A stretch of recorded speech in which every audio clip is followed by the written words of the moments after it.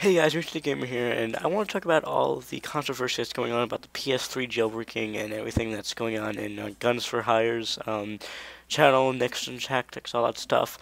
People are basically flaming, saying that all PS3 hackers should die, etc., etc., and that is not the case.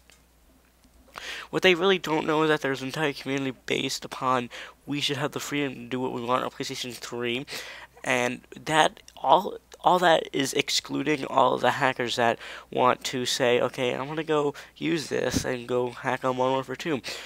The original intention for actually jailbreaking the PS3 was to use homebrew. Now, I'm not sure if you are aware what homebrew is. That's basically homemade sort of applications and games, tools, etc. to be used on whatever console or device. Like an example would be when you have the Wii, that when it was originally jailbroken, sort of, you were able to install a homebrew channel. Now, what the homebrew channel was you would be able to download applications like Nintendo 64 emulators and Super Nintendo Entertainment System emulators, and then run it on your Wii, so you can have all the freedom of actually doing what you want to do with your own device, and not having the company that runs the system, in this case it would be Sony, tell you you're not allowed to do that. The reason that Johan is fighting is because, yes, he did make, I want to say, the first user-friendly way to hack your PlayStation 3. He's not the official first person, though. There are a lot of other people that did it way earlier. But he's the first person that was able to pretty much successfully do it, and have it decently to the point where you can have a custom firmware and all that fun stuff. The reason he's fighting is because we have, well, I'm saying we as to everyone in the community, a whole community based upon being able to hack a PlayStation 3 and, again, doing what you want with it. Basically, Sony is saying to Geohot, we didn't authorize you to jailbreak your PS3, and since we did not authorize you to do that, we're going to sue you. And we want everyone that uses these hacks, so to call, to be banned from the PlayStation Network. Now, while this can seem unfair for everyone that uses PlayStation Network, and to be honest, I really don't even use it. I mean, it's not that great of a service.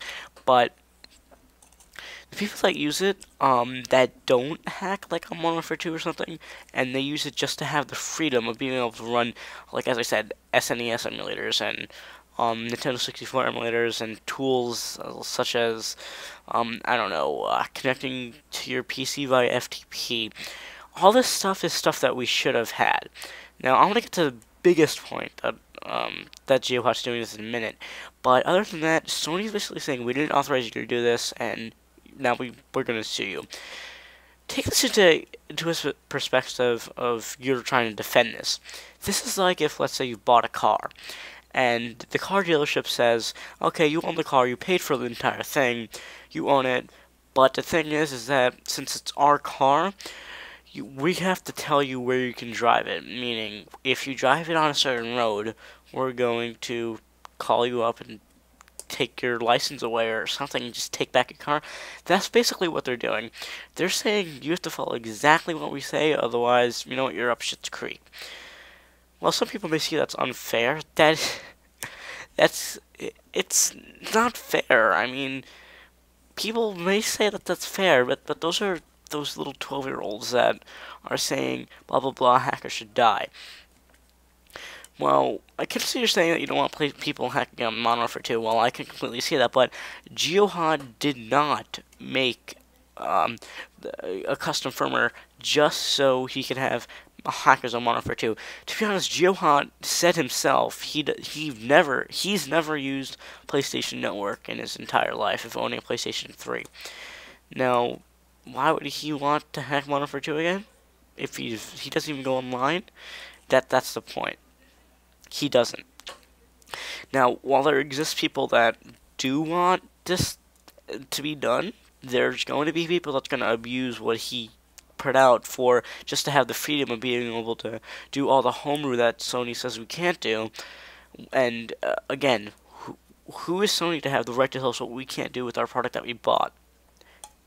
Apple passed a law saying it's legal to jailbreak your device, but they're not going to provide support. We don't expect Sony to provide support, but it's just the fact that we have it there that it's not be like illegal to do. Back onto the original topic, if there is someone that made Modern Warfare 2 hacks, don't target GeoHot. He didn't intend for that to happen. He knew it was going to happen eventually, maybe, but he didn't make it specifically for that. There are people, those little 10-year-olds in their basements in their mom's house, thinking they're cool because they've hacked Modern Warfare 2.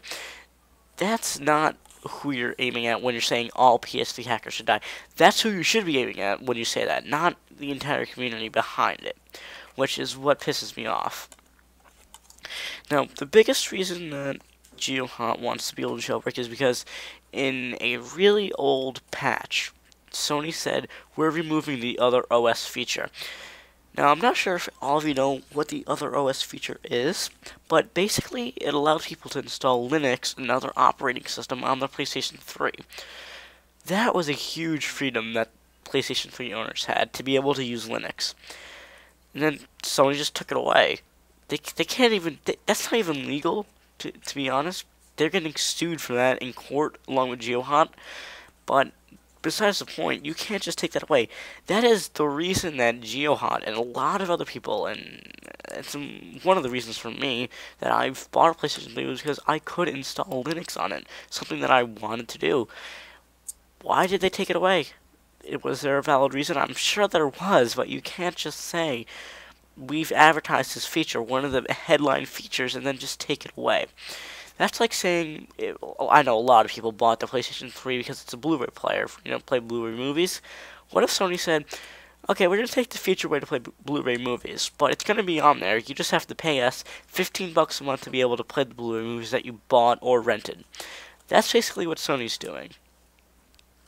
So, I just want to get those across that when you say PS3 hackers should die, don't say GeoHot deserves to burn in hell. He's the good guy. Okay, Sony is talking out their ass, and they just want to threaten people to don't fuck with their shit. That's all they're trying to say, and GeoHot is completely right of what he's doing, and especially Guns for Hire that says well, I'm not exactly his words, but he did say something. He doesn't want the PS3 hackers. No. We need the PS3 hackers. There's always going to be hackers, but it's just a matter of what they do with the hacks that is going to change who you're supposed to be targeting.